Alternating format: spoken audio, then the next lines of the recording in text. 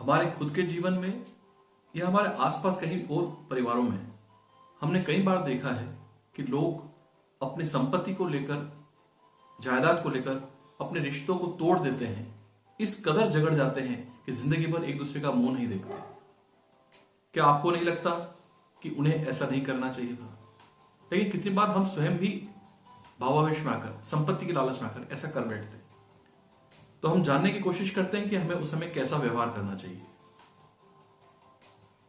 नमस्कार साथियों, मैं डॉक्टर रक्षित आमेटा आपका स्वागत करता हूं और आपसे निवेदन करता हूं कि यदि आपने अभी तक मेरे इस YouTube चैनल रक्षित आमेटा को सब्सक्राइब नहीं किया है तो इसे सब्सक्राइब कर लें और नोटिफिकेशन के लिए बेल आइकन को दबा दें ताकि भविष्य में आने वाले सभी नए वीडियोस की जानकारी आपको समय समय पर मिलती रहे। दोस्तों, एक गांव में घनश्याम दास नाम का एक व्यक्ति रहता था। काफी वृद्ध हो गया था। उसके दो लड़के थे, मदन और पवन। उसके पास जो संपत्ति थी, एक 4 कमरों की हवेली थी, उसके लिए उसके दोनों ही बच्चे झगड़ पड़े। इस कदर झगड़ पड़े कि अब हाथापाई तक नौबत आ गई थी। उनकी आपस में बोलचाल बंद हो गई थी। तो घनश्याम दास थोड़े व्यथित थे। तो वो दोनों बच्चों को अपने पास बुलाते हैं और कहते हैं कि ये संपत्ति तो अभी कुछ भी नहीं है, इससे बड़ी संपत्ति मेरे पास दूसरे गांव में है और मैं तुम्हें वह दे सकता हूँ, तुम्हें बंटवारा कर सकता हूँ। तो चलो, यदि तुम एक शर्त का पालन करो कि आपस में यदि झगड़ोगे नहीं तो अपन वहां चलते हैं। दोनों बच्चों के मन में संपत्ति के बंटवारे को लेकर लालच था।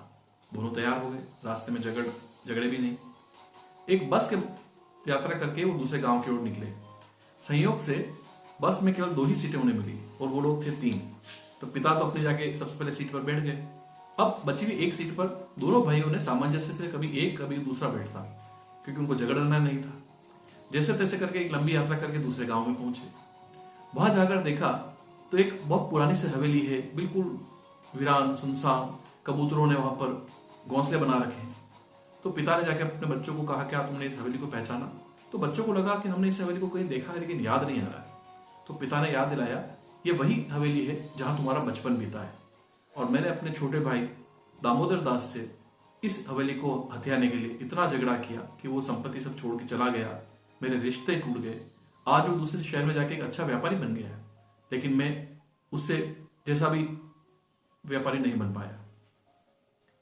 और फिर उसने अपने बच्चों से पूछा कि तुम ये बताओ कि जिस बस में हम यात्रा करके आए हैं, उस बस में वो जो सीट थी जिस पर हम बैठे थे वो किसकी थी? वो मेरी थी, तुम्हारी थी या किसी और यात्री की? तो दोनों ही बच्चों ने एक समान जवाब दिया कि सीट किसी की भी नहीं होती। सीट ही होती है। केवल जो व्यक्ति आकर बैठता है और बाद में वो उतर जाता है, फिर कोई नया आके बैठता है। तब पिता ने समझाया कि संपत्ति का भी रोल कुछ इस प्रकार का ही होता है। हम लोग आते हैं, चले जाते हैं, संपत्ति वहीं की वहीं रहती है। इसलिए संपत्ति के लालच में अपने रिश्तों को ना तोड़ें। और यही मेरा निवेदन सभी से है कि अपनी जिंदगी में रिश्तों को महत्व दें, प्राथमिकता दें। संपत्ति अपने स्थान पर आवश्यक है। अपनी मेहनत से हम जितना कमा सकते हैं हमें अवश्य कमाना चाहिए, लेकिन उसके लिए रिश्तों को कभी नहीं तोड़ें। आशा है आपको ये कहानी पसंद आई होगी दोस्तों। ऐसी ही एक नई कहानी और नया संदेश लेकर फिर हाजिर होऊंगा। नमस्कार।